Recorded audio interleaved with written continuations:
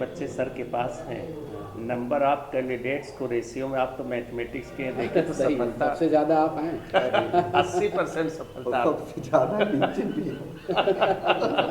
ये आप कहाँ भूल रहे हैं? नहीं सर, ये तो थोड़ा सा आपकी शालीनता है।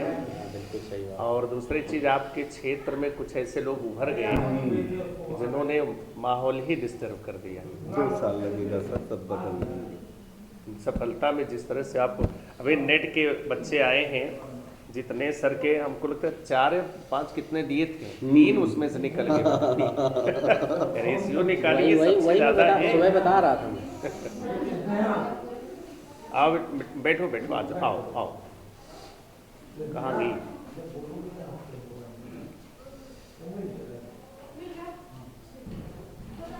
आओ जी, आओ बैठो बैठो बैठो। ये बिटिया तुम्हारा क्या हुआ? हाँ सर, बोलना सर। अरे नहीं, हम जानते हैं ना बिटिया को। स्टार्ट करें?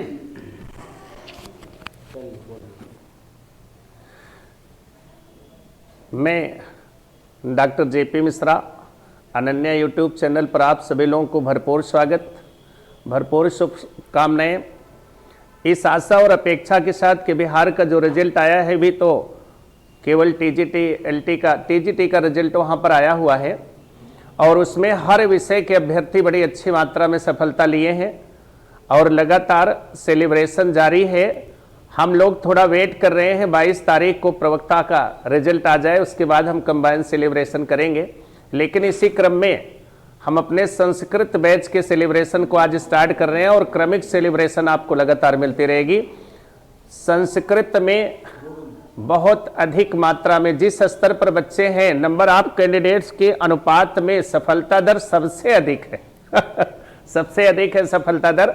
और संस्कृत में जितने भी बच्चे हमारे यहाँ हैं, लगातार वो अपने प्रतिभा के क्षेत्र में सफलता के झंडे गाड़ते चले जा रहे हैं और मैं उनसे यही उम्मीद करता हूँ ज्ञान से अभिशप्त धरा को आलोकित करने में वो सक्षम हो, एक ऐसे शिक्षक बने जिससे न केवल वो स्वयं के सूर्य बने बल्कि शिक्षण के प्रतिमान भी बने।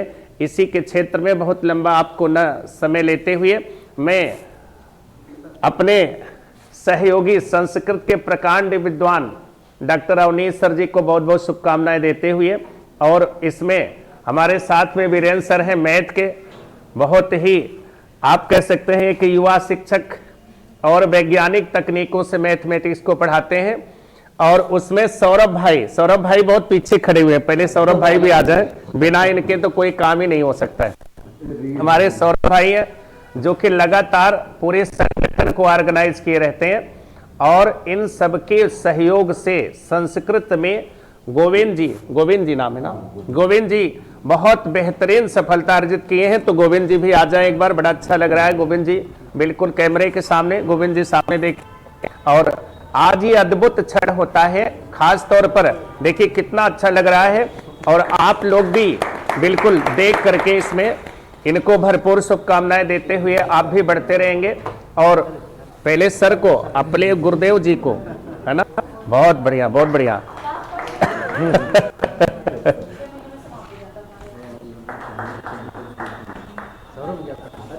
सौरभ भाई आइए तो बताएं, ऐसे नहीं, हम सौरभ भाई को आइए बीच में, सौरभ भाई खड़े हो भैया। सर इसको मिठाई नहीं, पहले सर आपने बड़ी मेहनत किया बच्चे के साथ, हम लोग तो खिलाएंगे, बेटा पूरा खाओ। बहुत अच्छा लग रहा है। अब जरा सर को खिलाओ, सर को पूरा। ठीक है चलो टच कर दो।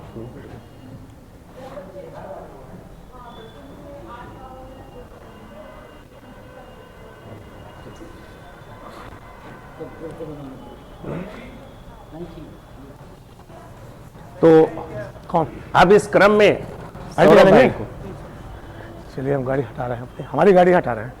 अब सबसे बड़ी चीज अब हम लोग अगर कुछ कहते हैं तो शायद हो सकता है कि अतिशयोक्ति जैसा महसूस हो, लेकिन अब स्वयं गोविंद जी बताएंगे आपको कि इस संस्था से जुड़ करके संस्कृत जैसे एक ऐसे साहित्यिक विषय में इन्होंने क्या उपलब्धियां अर्जित की, अपने गुरुदेव जी से इन्होंने क्या सीखा और इस संस्था में आकर के कैसे जुड़े, निश्चित रूप से वो अपने वाणी से आप लोगों को परिचित कराएंगे। और मैं निश्चित रूप से उनको भरपूर स्वागत करते हुए, भरपूर सम्मान देते हुए आप लोगों की तरफ से, संस्था के अभिभावक की तरफ से, स्वयं अपने तरफ से और यहाँ सौरभ भाई और अन्य सभी गुरुजनों की तरफ से गोविंद जी को ढेर सारी शुभकामनाएं देते हुए मैं जरूर इनको यही अपेक्षित करूंगा कि आपको जरूर संबोधित करें और बताएं कि संस्कृत विषय में कैसे उपलब्धि इन्होंने पाई है। लेकिन एक आशा और विश्वास आपको भी ध्यान में रखना है। आज शुरुआत हम लोग कर दिए हैं, फिर उसके बाद social science, Hindi literature, home science, mathematics और लगातार हम जुड़ते रहेंगे। तो अब हम लोग थोड़ा वेट कर रहे हैं कि 22 तारीख का रिजल्ट आ जाए, फिर उसके बाद हम लोग उतरते हैं दोनों को कंबाइन करके। लेकिन क्रम आज शुरू हो गया, तो गोविंद जी से पहले आप सारी बातों को सुने, बहुत अच्छा लगेगा। बहुत बहुत शुभकामनाएं गोविंद जी। अब गोविंद जी को लगाया बड़ा तगड़ा स्वेटर पहन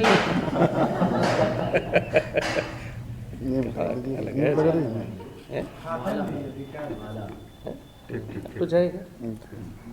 चलिए गोविंद जी बोलिए अब आप। सभी लोगों का बहुत बहुत धन्यवाद, गुरुजनों का आशीर्वाद प्राप्त किया, इसका मैं बहुत बहुत आभार करता हूँ।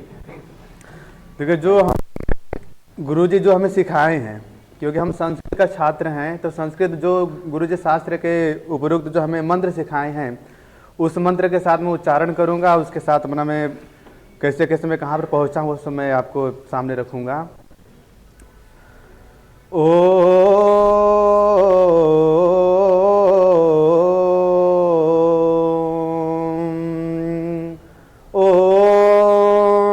यतो यतः समीहसे ततो नो अभयं कुरु शन्नः कुरु प्रजाभ्यो अभयं नः पशुभ्यः। ओम नाम भगवान का सब नामों का सार, जिसने इसका जप किया उतरा भव से पार। ओम मितवा उतरा भव से पार। आदरणीय गुरुजी, देखिए, जो जिंदगी हमें जिस दुनिया में व्यतीत करनी है, वह आज जो जिंदगी सब लोग मतलब नॉलेज सोसाइटी के नाम से जानते हैं। अर्थात जो हमारा लक्ष्य है, जिस लक्ष्य पर हमें पहुंचना है, तो प्रश्न आता है कि जीतता कौन है। तो हमारे गुरु जी इसका उत्तर बहुत अच्छा बताते हैं कि जो अथक, जो निरंतर परिश्रम करते हैं, वही अपने लक्ष्य तक प्राप्त होता है। क्योंकि हम दिल्ली में जाते हैं, दिल्ली पर बाबर के नाम पर रोड मिलते हैं, परंतु राणा सांगा के नाम पर रोड नहीं मिलते हैं। ये मत तो नहीं कि राणा सांगा मतलब बहुत बड़े योद्धा नहीं थे। राणा सांगा तो बहुत बड़े योद्धा थे, बहुत बड़े चरित्रवान थे। अफसोस बस इतना है कि वह एक हारा हुआ योद्धा थे और जो बाबर है एक जीता हुआ योद्धा था। तो इसलिए दिल्ली में बाबर के नाम पर रोड मिलते हैं। तो हमारा जो लक्ष्य है कि हम लक्ष्य पर अपने कैसे प्राप्त हों, तो गुरुजी हमें हमेशा बतलाते रहते हैं कि तुम निरंतर अथक परिश्रम करते रहोगे, तुम अपने लक्ष्य तक जरूर में ही कामयाब होगे। क्योंकि जो सर हमारे गुरुजी हैं, जिनका पढ़ाने का तरीका हमें बहुत अच्छा लगता है, बहुत ज़्यादा भाता है। क्योंकि जो भी वो विषय पढ़ाते हैं, मतलब बहुत तन्मयता के साथ, बहुत ही मृदुल भाव के साथ, बहुत ही सहजता के साथ पढ़ाते हैं। जैसे कोई पंक्ति पढ़ा रहे हैं, तो पंक्ति में एक शब्द आता है, जैसे सुखनासोपदेश था गया। सुखनासोपदेश में सर पढ़ाते हैं कि ईश्वा इव पान वर्धित तैक्षिण्य पर प्रेणितानि विनाशयन्ति। अर्थात जिस प्रकार से हम धनुष से बाण को एक जगह मारेंगे, बार बार मतलब अटैक करने पर उसका मतलब बहुत ज्यादा निशान पड़ता है। तो उसी तरह से गुरुजी हमें बताते हैं कि अगर आप एक विषय को पढ़ लिए, अगर वो आपको समझ में नहीं आया, उसे दूसरी बार पढ़ो, तीसरी बार पढ़ो, चौथी बार पढ़ो, तो आप अवश्य में ही अपने लक्ष्य तक कामयाब हो जाएंगे। और सर जो हमें व्याकरण पढ़ाते हैं, व्याकरण में भी कुछ पंक्तियां आ जाती हैं, पंक्तियों में कुछ संधियाँ होती हैं, अलंकार होते हैं, छंद होते हैं।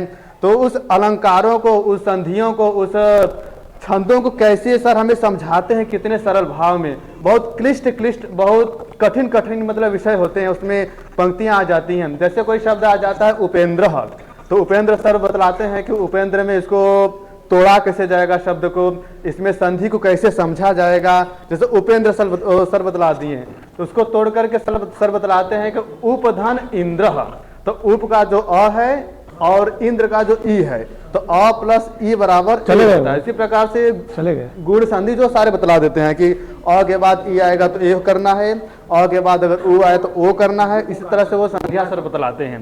इसी प्रकार से सर हम तो पढ़ा कर रहे हैं। अलंकार बतलाते हैं कि अलंकार हमें कैसे समझना है और बहुब्रीहि समास कैसे समझना है। इसी तरह से भिन्न प्रकार के बतलाते हैं। जैसे कोई पंक्ति दे देगा तो उसमें प्रश्न पूछता है कि इसमें छंद कौन सा है, तो सर बतलाते हैं इसमें छंद हम कैसे पहचाने। तो उसमें छंद बतलाने का भी उसमें बहुत सारा ट्रिक बतलाते हैं। तो उस ट्रिक को भी हम लोग बहुत ही अच्छे से समझते हैं और सर को बहुत धन्यवाद देते हैं कि सर हमारे मतलब हम लोगों के प्रति इतना किए हैं। सर का बहुत आभार व्यक्त करता हूं कि सर के वजह से आज हम यहाँ पर पहुँचे हैं। और मेरे साथ में मेरे बड़े भैया हैं, उनका भी सिलेक्शन हुआ है मेरे साथ में ही। और वो जैसे सर मुझे पढ़ाते थे तो मैं यहाँ पर पढ़ता था। जब मैं पढ़ लेता था तो मैं अपने भैया को पढ़ाता था। तो पढ़ाने के बाद भी जब रिजल्ट आया तो दोनों का बहुत अच्छा रैंक आया है। मेरे भैया का 20वां रैंक है और मेरा 40वां रैंक आया हुआ है। तो ये सब सर का मैं बहुत आभार व्यक्त करता हूँ। और हमारा जो लक्ष्य अब है वो है यूपी टीजीटी का। और वैसे मैं भी सर से पढ़ा हूँ, जेपी सर से, और मेरा भी नेट क्वालिफाई है, इसी बार दिया था। और अगली बार सोच रहा हूँ कि इस बार नेट जीआरएफ भी करूँ मैं। तो बस इतना ही कहता हूँ। आप लोगों ने मेरी बात को बहुत ही तन्मयता के साथ सुना। धन्यवाद, थैंक यू।